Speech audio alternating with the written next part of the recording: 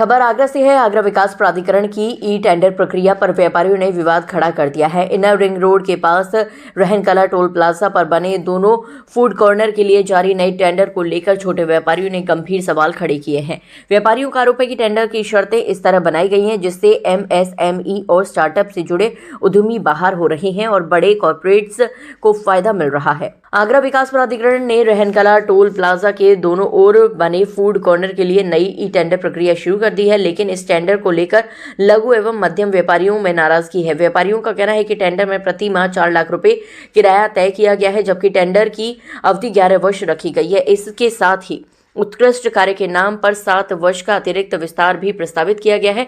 Tender में शामिल होने की तकनीकी मूल्यांकन में 70 अंक अनिवार्य किए गए हैं। इसके अलावा 10 करोड़ रुपए से अधिक का वार्षिक टर्नओवर, हाईवे पर 10 वर्ष से ज्यादा का रेस्टोरेंट संचालक अनुभव व 100 से अधिक कर्मचारियों का 1 वर्ष का रिकॉर्ड और हाईवे पर कम से कम 5 रेस्टोरेंट संचालित होने जैसी शर्तें रखी गई हैं। वहीं लघु व्यापारियों का आरोप है कि इन शर्तों के चलते MSME, DPIIT और स्टार्टअप इंडिया से जुड़े उद्यमी स्वतः ही बाहर हो जाते हैं। व्यापारी इसे प्रधानमंत्री नरेंद्र मोदी के आत्मनिर्भर भारत एवं लघु उद्योगों को बढ़ावा देने वाली जन कल्याणकारी योजनाओं की भावना के विपरीत बता रहे हैं। व्यापारियों ने यह भी सवाल उठाया है कि पूर्व टेंडर की अवधि भी 7 से 8 महीने शेष है।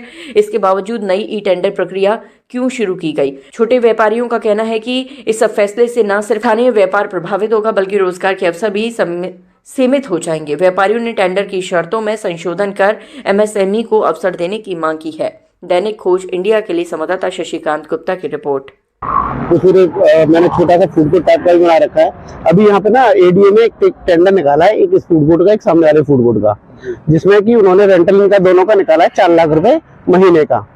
बट उन्होंने उसमें जो क्राइटेरिया रखे हैं वो इस तरीके के रखे हैं कि हम जैसे छोटे व्यापारी आगे नहीं बढ़ सकते हैं। उन्होंने किसी बड़ी कंपनी को ध्यान में रखते हुए ये क्राइटेरिया निकाला है। यहाँ 4 लाख रुपए का आप मंथली रेंटल मांग रहे हो, वहां पे आप 10 करोड़ रुपए का टर्नओवर मांग रहे हो, 10 साल का एक्सपीरियंस मांग रहे हो, प्लस आपने इसको इतने शॉर्ट टाइम के लिए निकाला है कि 6 तारीख को आपने निकाला, 27 को आप क्लोज कर रहे हो इसको। इसमें MSME और प्रधानमंत्री की जो स्टार्टअप योजना है, मुख्यमंत्री की जो स्टार्टअप योजना है, उसको कहीं ध्यान में रखा ही नहीं गया है। इससे तो हम छोटे व्यापारी खत्म हो जाएंगे बिल्कुल। अब आप एक चीज बताइए कि इसमें अगर इन्होंने 10 करोड़ रुपए का टर्नओवर मांगा है साल का और 10 साल का एक्सपीरियंस मांगा है, उसमें भी इन्होंने क्राइटेरिया और रख दिया कि कम से कम एलिजिबिलिटी पॉइंट आपके 70 होनी चाहिए 100%। और वो 70 में भी क्या है कि अगर कंपनी का टर्नओवर 30 करोड़ प्लस है, उसको 30 मार्क्स सीधे वहां मिल रहे हैं, और उसका 20 साल से ऊपर का एक्सपीरियंस है 30 मार्क्स लगभग उसको वहां मिल रहे हैं, 10 मार्क्स उसको तब मिल रहे हैं कि सेम ऐसे उसके 6 जगह फूड कोर्ट और होने चाहिए। तो भाई मेरी उम्र मान लीजिए 33 साल है और मैं अभी पिछले 15 साल पहले करता, तो 18 साल का तो आदमी स्टार्ट नहीं कर सकता है। इनकी प्रधानमंत्री जी का भी कार्यकाल के समय 11 साल हुआ है अभी अप्रोक्स में, तो उसी समय से हमने इसमें लगे हुए हैं। इनका कार्यकाल कब खत्म होना है?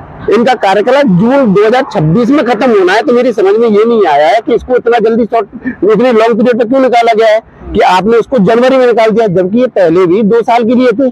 ब्यूरो रिपोर्ट दैनिक खोज इंडिया को देखते रहने के लिए हमारे चैनल को सब्सक्राइब करें और बेल आइकन को जरूर दबाएं।